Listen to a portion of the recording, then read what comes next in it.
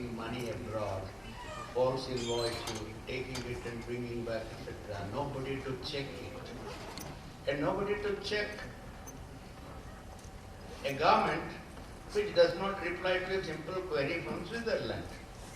That sort of situation in which we are. So, need is there for an effective machinery. What it is, if it is not the General Lokpal bill, what is the modified form of General Lokpal bill? Because one of the major complaints which I expressed in public forum and in the newspapers is that any authority, whether it is Lokpal or whatever it is, given with an unlimited or uncontrolled power, it will become despotism. And that despotism itself will lead to corruption. And complicated machinery of just trying to remove them, etc. And this reminds me of this famous statement Mr. Palkiwala used to make every now and then, whenever he addressed a meeting. He said the best form of government is dictatorship, provided it is intercepted by assassinations in regular intervals. Thank you very much.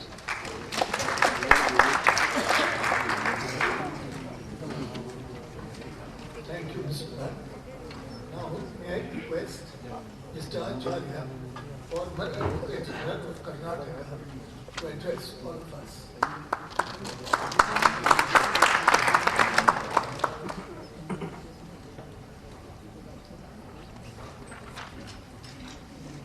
Mr. Chairman and my friends, now the topic for discussion is about the prosecuting agency and the investigating agency being both independent and neutral. Now, how this objective can be achieved is the question. Before giving out my few thoughts on the subject, first thing that I would like to say is that any mechanism that is provided or any law that is passed or any regulation or rule made will not be successful unless the person concerned is honest and his integrity is beyond doubt. Now, if there is an honest public prosecutor with high integrity, there is no problem, there is no need for any supervision. Similarly, if the investigating officer is an honest person and is impartial, there is no difficulty at all. No law or regulation will affect his performance. Therefore, the most important point, according to me, is the person to be appointed, the recruitment of the person should be good. Take, for instance, appointment of a public prosecutor. In our state, at any rate in olden times, when I was a young lawyer, in every sessions court, one of the leaders of the bar was appointed as the public prosecutor. And you will be surprised to know that for 9 years up to 1947, Sri M.K. Nambiar was the public prosecutor in Mangalore. And he was succeeded by Sri K.S. Addl, who later became the judge of this. Yeah, Mr. M.K. Nambiar is an eminent jurist, father of Sri K.K. Venugopal. He was the public prosecutor for 9 years. And this was the normal practice in all the places. The leader of the bar was appointed. He was there for 6 years or 9 years, then another person is appointed. There was no problem about anybody uttering a word about the efficiency or integrity or honesty of the public prosecutor. So this is the position. But unfortunately, as time went by, there used to be not only political interference, but purely political appointments started. an advocate with absolutely no experience or brief or competence is appointed merely as a rehabilitation measure. A candidate who was defeated in the election is appointed as the public prosecutor as a matter of rehabilitation. This is the whole problem. Therefore, the most important point is the recruitment or the appointment. Now, as you all know, under Section 24 of the Criminal Procedure Code, a public prosecutor is to be appointed on the recommendation of or in consultation with the High Court. Now, most of the states, including my state, Karnataka, the state legislature has amended it by deleting this provision. There is no need for consultation with the High Court at all, and the appointment is made only by the government, and these have become political appointments. So this is one area where I feel there will have to be some amendment of the law. There must be a check on the power of the political executive to make the appointment of a public prosecutor. But as long as you are able to make a proper appointment and it is not a political appointment, there will be no difficulty at all. Then second aspect is, in my humble opinion, it is better to have a directorate of prosecution as provided by Section 25A of the Criminal Procedure Code, which is amended. In my own state, some years back, there were two sitting judges of the High Court who were in charge of the two divisions as directors of prosecution, and every public prosecutor was under him. Therefore, such a method, somehow even that was given up because it was not to the satisfaction of the government. I submit that it will be in the fitness of things if there is a director of prosecution headed by a sitting judge of the High Court that will bring in efficiency, neutrality and the independence of the office. This is so far as prosecuting agency is concerned. So far as the investigating agency is concerned, it is the police. Here again, the whole problem is there is no case which is investigated without the external influence, particularly by the politicians or the others who are in office. The need of the hour is that the investigating officer must be free and independent and not under the influence of the government. Now, the political leadership has full control over the police, entire investigating agency, because they have got the power of transfer as well as promotion. This is what makes them obedient to the political masters.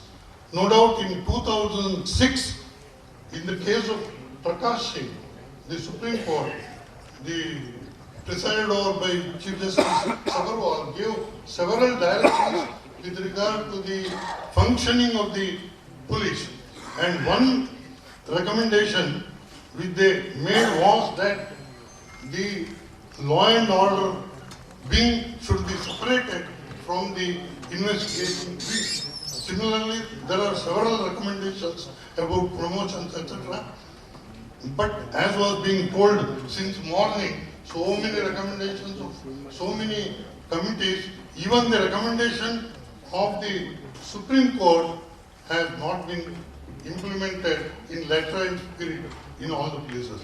Therefore, the need is that the investigating agency must be independent, must not have the, it should not be under the control of the government. And at least in the matter of transfers and promotions, there should be no interference.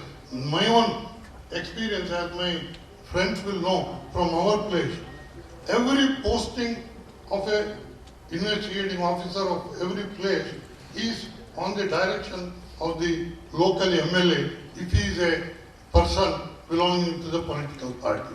This vitiates the entire atmosphere. Therefore, to make the investigating officer independent, the power of the political executive, either with regard to his transfer or promotion, should be curtailed.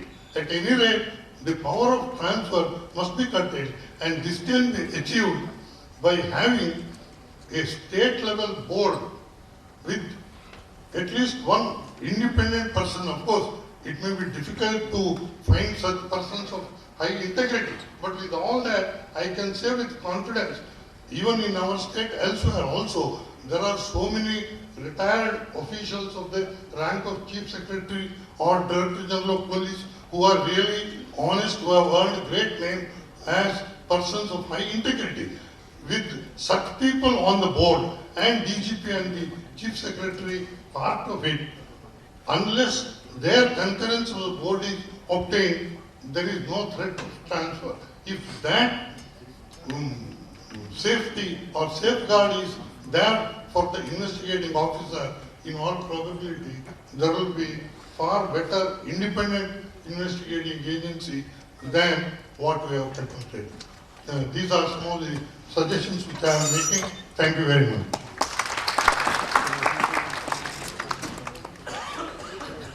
Thank you, Mr. Acharya, for your own comments.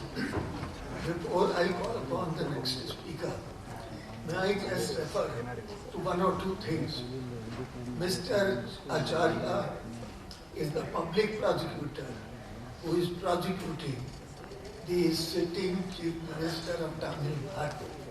And that is why the prosecution will go on with the utmost fairness and utmost vigor as is required. I have some experience of public prosecutors because my father was the public prosecutor in the Allahabad High Court for 10 years, from 1937 to 1947.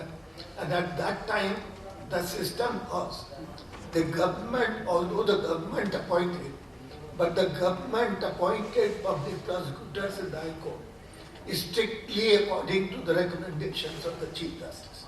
So ultimately, because prosecution is a part of the judicial process, since the judiciary is supposed to be totally independent and is not to be concerned with any extraneous considerations, it was the best thing that at the instance of the head of the judiciary, the public prosecutors used to be appointed in the High Court.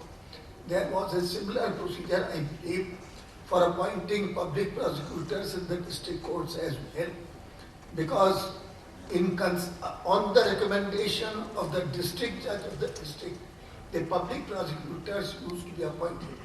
And it was at that time during the British period that very competent and objective public prosecutors were the rule of the day.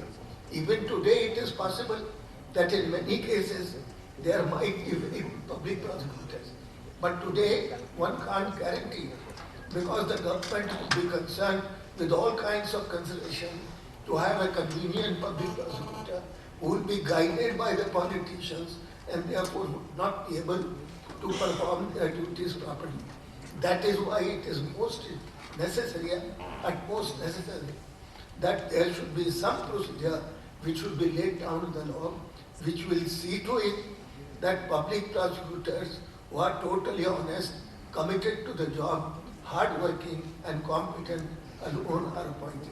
I think if the law laid down that the committee which will select the public prosecutors will consist of, let us say, 2 judges to be nominated by the Chief Justice, 2 senior members of the bar to be nominated by the Advocate General and the Chairman of the State Bar Council, I think such a committee would be able to select proper public prosecutors who would be able to do the job. Then he referred to the High Court judgment in the police reforms case. That case came up because of the recommendations of what is known as the Police Commission, the Dharamlila Commission.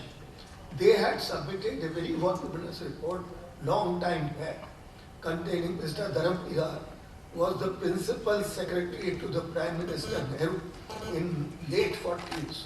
He was also had been the cabinet secretary.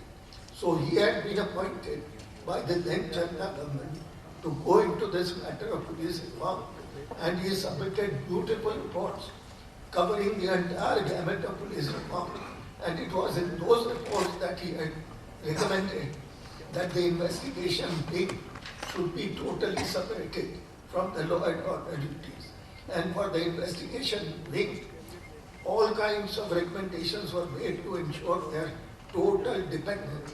Today, as Mr. Acharya told you, every sub-inspector, and you can't blame the sub-inspector because the person has to see his own interest first, his own protection first. Every sub-inspector is liable to be transferred, promoted or not promoted at the instance of the politician, the government. And therefore he has to look after his interests first. What we hear sometimes is that the in charge of a very important police station is even auctioned. Namely, whoever offers much more money to the higher police officers, some of share might be going to the politicians also. They are posted to so-called lucrative police station. What does lucrative police station mean? Namely, it is expected by the administration that he would be making money. And how does he make money? By implicating innocent persons against somebody who pays him money, or by not properly investigating a criminal because he offers him money, etc. So unless an independent investigative agency is there, it is utmost importance. Of course, even today, something can be done even by the magistrates under the Code of Criminal Procedure, in my opinion, because every investigation goes on under the control of the magistrate, first-class magistrate of that area. FIR has to be sent to him. He is supposed to oversee the investigation. Sometimes, in some cases, some magistrates take their duty seriously and do ensure that a proper investigation in those select cases would be made. If the magistrates exercise this power more vigorously and saw to it, at least in those cases which they consider that there was a possibility of some wrong pressure being brought on the investigating officer, in my opinion, it will be open to the magistrate in exercise of his supervisory powers over investigation to appoint somebody to supervise the investigation. Anybody in whom he has confidence to supervise the investigation. That, according to me, would be possible without any change of law. But changes in law are necessary, although the government has to make those changes, but still the pressure of public opinion is extremely important.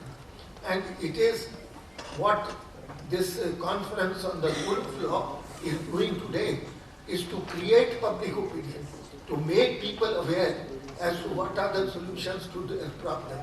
And therefore this will indirectly put a pressure on the government. These various state governments are making efforts not to implement that binding judgment of the Supreme Court, which says that all these recommendations of the Dharam Police Commission must be implemented. Well, theoretically, the Supreme Court can take contempt proceedings against those state governments. But as you know, these are sensitive matters, and the Supreme Court rightly hesitates in taking precipitate actions like contempt of court, particularly when they know that it's the head of the administrations in those states which are behind this. But perhaps the pressure of public opinion, if it joins with the pressure of the orders of the Supreme Court, it may be able to ensure that the police reforms would be implemented. With these words, I would request the next speaker, Mr. Surendra Desai, who is the president, past president of the Goa High Court Bar, and now Vice President of the Bar Association Dadra. Bar Association of India, yes, Bar Association of India, to kindly make his remarks. During the half a minute left, one information, Mr. Acharya was holding the post as Advocate General of Karnataka and the prosecutor in the Jayalalitha case.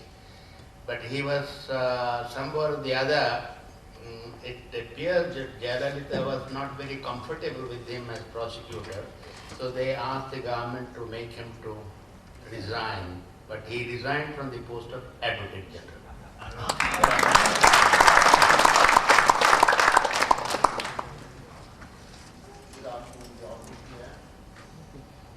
Good afternoon, my colleagues on the dais. Good afternoon, eminent and distinguished lawyers in the audience.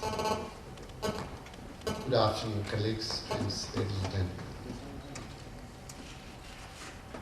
Since we are on the rule of law, I remember an incident.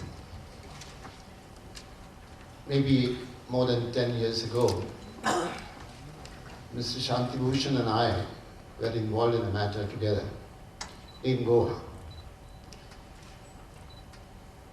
And after Mr. Shantibhushan commenced his submissions, the senior judge on the bench started creating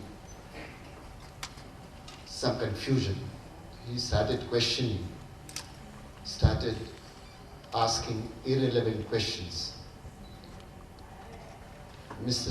Shantibhushan appeared agitated and he said, I remember the story of a king. The king had passed a sentence hanging a person. And on a particular day, the hanging was fixed. The king ordered his army that bring the man who is supposed to be hanged today. The army went after the man. The man was not found. Soldiers come back to the king saying that the man is not found. The king said, hanging is fixed, bring somebody else to the hanging. Upon hearing this, the senior judge who was questioning abruptly stopped. The second judge also stopped.